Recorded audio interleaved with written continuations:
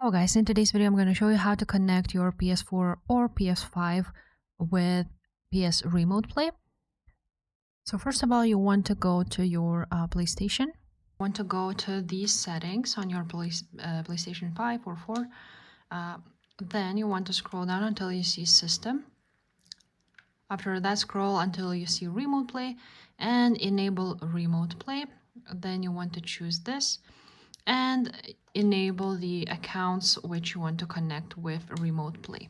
After that, you want to go ahead and click on PS Remote Play and of course install it if you haven't already.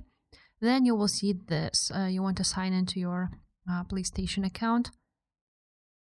Wait for it to load. Now you want to enter your email address of your account.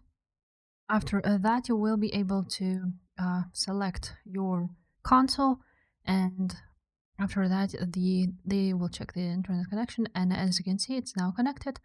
So that's pretty much it how you do this. If this video was helpful, guys, make sure to subscribe and I will see you next time.